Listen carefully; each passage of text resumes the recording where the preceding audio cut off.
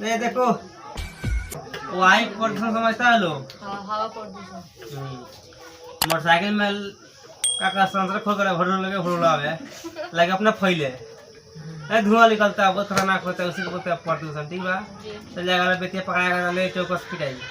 तो क्या बोल रहा है कि एक स्कूल में विद्यार्थियों ने वायु प्रदूषण कम करने के लिए, मतलब कि वायु प्रदूषण मतलब क्या होता है कि गर्दा उर्दा मोटरसाइकिल के धुआं उड़ता है, ऐसा वायु प्रदूषण होता है। ठीक मानो के लिए स्कूल के अंदर और बाहर पेड़ लगाने के बारे में सोचा। पेड़ लगाने से क्या होता है, प्रदूषण गायब हो जाता है और बारिश ज़्यादा होता है। ठीक है ना, जहाँ पेड़ नहीं रहता वहाँ बारिश नहीं होता है। यह निर्णय लिया गया कि प्रत्येक कक्षा का प्रत्येक अनुभाग अपनी कक्षा के लिए संख्या के बराबर पेड़ लगाएगा। जितना कक्षा में लिखा है ना उतना ही पेड़ लगाएगा। तो बोला यहाँ पर कक्षा एक का अनुभव एक पेड़ लगाए, कक्षा 2 का अनुभव 2 पेड़ लगाए, कक्षा 3 का अनुभव 3 पेड़ लगाए। ठीक है ना, अनुभव 3 पेड़ लगाएगा। अभी दिया मतलब कि एक क्लास का लड़का 1 पेड़ लगाएगा। ठीक है ना, तो 1 मतलब है 3 मतलब पूरा क्लास में लेकर जितना है ना वो सब मिल के मात्र 3 पहले क्लास का लेकर लगाएगा 3 पेड़, आज दूसरा क्लास का लेकर लगाएगा 6 पेड़ का है। तो उससे बड़ा है, यानी पहले 3 में 1 से गुना करना है, तब 2 से गुना करना है का, और तीसरे क्लास में जाएगा तो 3 में 3 से गुना करना है इत्यादि। और ऐसा कक्षा 12 तक के लिए चलता रहेगा। तब 12 कक्षा में जाएगा तब 12 गुना 3 का 12 3 36। तो देखो इसका बना रहा है ठेठ हिंदी में। देखो कक्षा 1 में लगाए गए पेड़ तो पेड़ लगाता है लोग, तो खाई से खाता है लोग। पेड़ लगा को वायु प्रदूषण खत्म होगा, बारिश होगा। पेड़ नहीं है कि लोग तरस रहा है बारिश के लिए, छिलुक से आ रहा है, चल जा रहा है, भाग जा रहा है। पेड़ नहीं है। लगा देखो आसाम में बहुत बरसता है, क्योंकि आसाम में वही पेड़ पौधा है। समझ जाओ वहाँ पे, इसलिए वहाँ पे बरसता है। यहाँ पे कहाँ, यहाँ तो लोग कट कर के लावना में चूल्ही में सब झुक दिया। जितना गाछ वृक्ष सब लोग खत्म कर दे रहा है, कट करके खेत बना दे रहा है। तो कहाँ से बारिश होगा, लोग तरसेगा। जब बारिश नहीं बरसेगा तो देखो कक्षा 1 में लगाया गया पेड़ क्या हो गया, कितना लगाया हुआ 3 गुने 1 कितना हो जाएगा 3। ठीक है ना, ठीक है ना। बच्चा लगा कक्षा 1 में लगाया गए पेड़ों की संख्या या पेड़ 3। ठीक है ना। अब देखो यहाँ पर कक्षा 2 में लगाए गए पेड़ चलेगा ना। हाँ चलेगा, ऐसा लिखना है ना, ऐसा तो ही लिख सकते हैं, इस तरह हो जाता है। ठीक है ना, राइट है।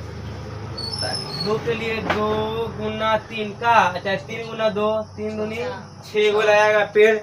दूसरा क्लास लेकर लगाएगा 6 लगाएगा पेड़, पहला के 3 लगाएगा बहुत। अब देखो कक्षा 3 के लिए ये थोड़ा और होशियार हो गया, ये थोड़ा एक और लगाएगा, ज्यादा लगा ये लोग 3 को और ज्यादा लगा देगा, 3 गुने 3 9 को। ठीक है ना, इस तरह चलता रहेगा 12वां क्लास तक। देखो यहाँ पर कक्षा 12 के विद्यार्थी लोग कितना लगाएगा लोग, तब विद्यार्थी लगाए कितना 12 गुने 3 कितना हो गया 36। यहाँ से कोई दिक्कत। अब इसको मानो यहाँ पर इसको AP, तो क्या होगा A1 A2 A3 A4 हो गया। तो यहाँ देखो अब हियर A का वैल्यू 3, D का value A2 minus A1 6 minus 3 है A1 है A2 है 3 है 4 कितना जाएगा 3 आ गया। एंड यहाँ पे n बराबर n का होगा तो n तक कितना लास्ट में कितना लेको सब है 12 क्लास तक है ना, 12 क्लास तक है। तो यहाँ हो जाएगा 12 एंड यहाँ पर l लास्ट कितना तक लगाएगा पेड़ 36 गो पेड़ लगेगा, आखिरी पेड़ 36 गो तो 36।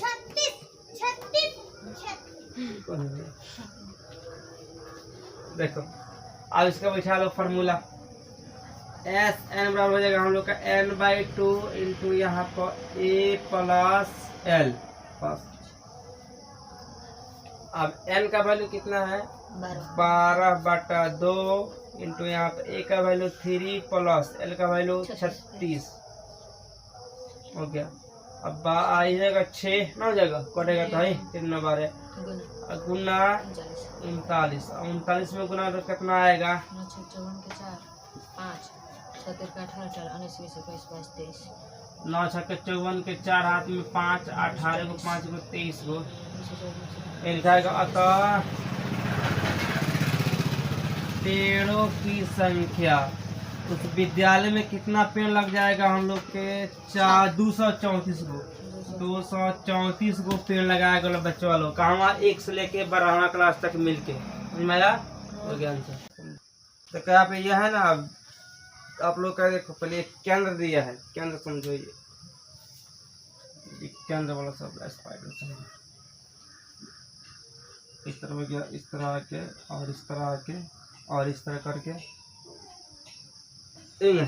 इस तरह L3 दिया है, L1 दिया है आपका, L2 दिया है, L4 दिया है और यहाँ पर इधर D दिया है, इधर हम लोग A दिया है।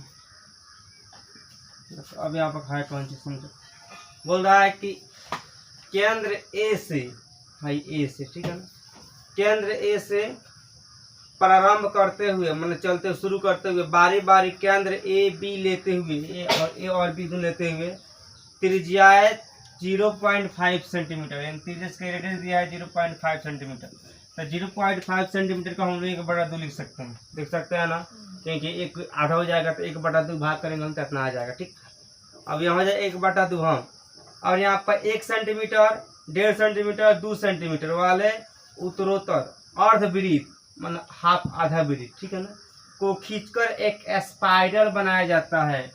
ऐसे हाई का हो गया पूरा वृत्त का, ऐसी को इस तरह कर दो, इस तरह तो क्या हो गया आधा वृत्त ना, अर्धवृत्त हो गया। तो बोल रहा है यहाँ पे कि क्या अर्धवृत्तों को खींचकर एक स्पाइरल बनाया जाता है, जैसा कि आकृति में दिया हुआ है, किताब में दे दिया है, छप दिया है। 13 क्रमागत कितना है 13, क्रमागत संख्या कितना दे दिया है 13, ये याद रखना 13, ठीक है ना।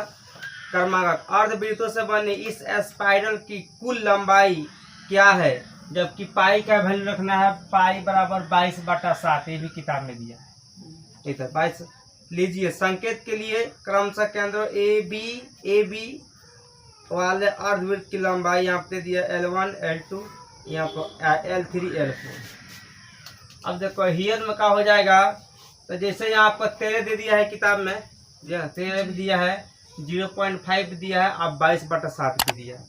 तो देखो इसका पहले क्या करेंगे, इसमें लिखेंगे एक चीज, देखो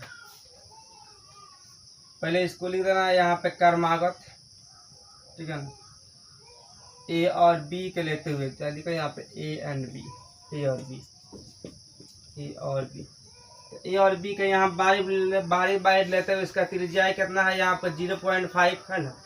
तो 0.5 में ही अर्धवृत्त है, तो अर्धवृत्त का क्षेत्रफल होता है 1/2 गुने 1/2 पाई r स्क्वायर होता है ना, पाई स्क्वायर।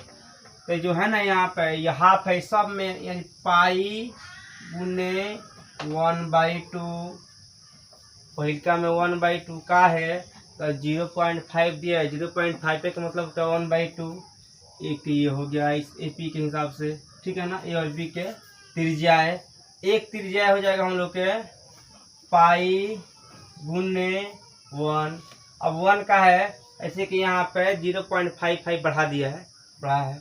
इसके बाद क्या हो जाएगा पाई गुने 1.5 हो जाएगा ये नू, तो 1.5 का होता है 3/2, 3/2 मतलब 1.5 के 3/2 लिख सकते हैं। क्या है तो 2 से 3 भाग लगेगा, तो 2 करने 2, 2 करने 2 बच गया, 1 आ गया, 0 बच गया, इतना आ गया, इतना ना हो गया। तो हम लोग लिख सकते हैं 3/2 इस तरह जाएगा, ठीक है ना। यहाँ पे बोला है 13 तरह जाएगा, ठीक है, 13 रहने दूंगा यहाँ पे। अब हम लोग को यहाँ पे निकालना क्या चाहिए ए और डी, तो यहाँ पर हियर ए का वैल्यू तो हाई हो जाएगा पाई/2 ना, अब पाई गुने 1 बटा 2 लिखने से क्या फायदा, पाई में 1 से गुना होगा तो पाई इन होएगा, 2 है तो 2। अब यहाँ देखो d बराबर क्या होता है, a2 माइनस a1, तो है ना कि a2 और है a1 ना। अभी घटेगा यहाँ पे तो घटाओ, तो पाई माइनस यहाँ पे कितना हो जाएगा, पाई बाई 2 ना हो जाएगा। अभी घटेगा तो आएगा कितना, पाई बटा 2 आएगा ना, पाई बटा 2 समझ में आएगा ना, आई पाई बटा 2।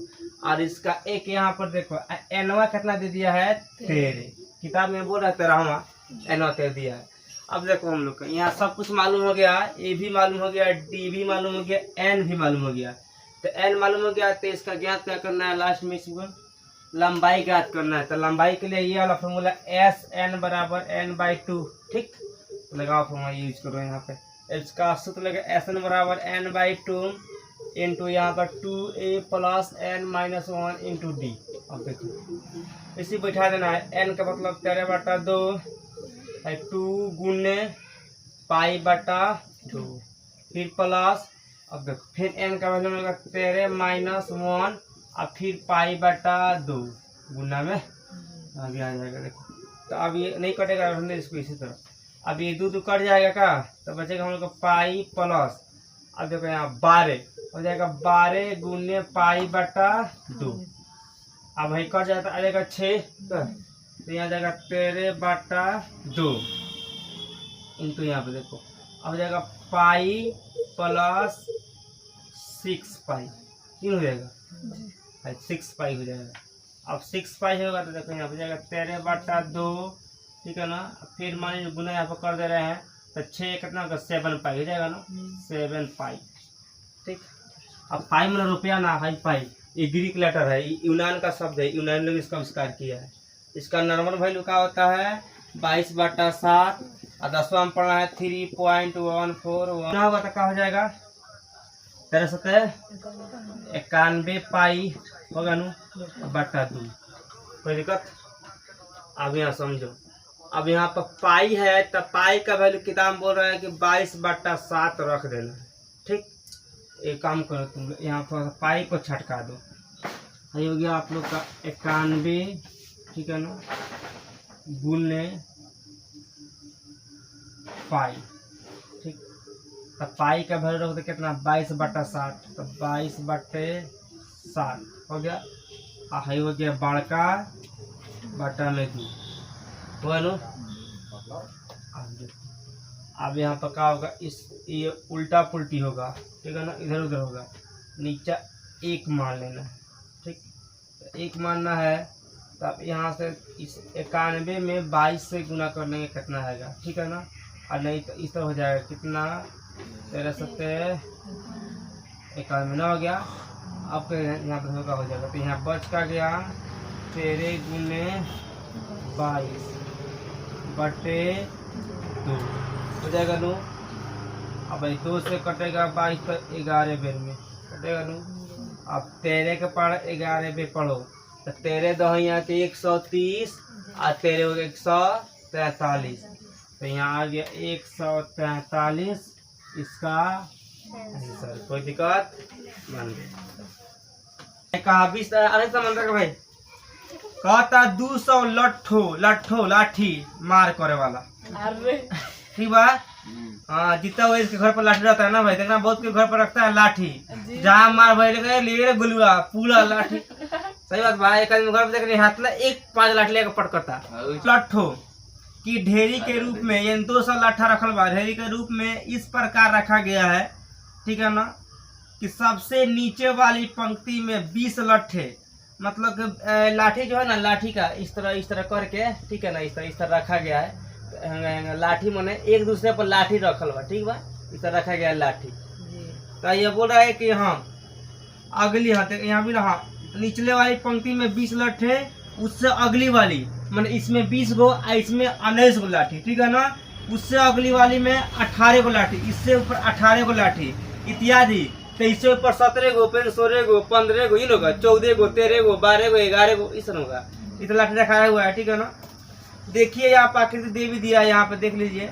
अब बोल रहा है ये 200 लट्ठे कितनी पंक्तियों में रखे गए हैं तथा सबसे ऊपरी पंक्ति में कितने लट्ठे हैं। ये भी ज्ञात कर देना है, ठीक है ना।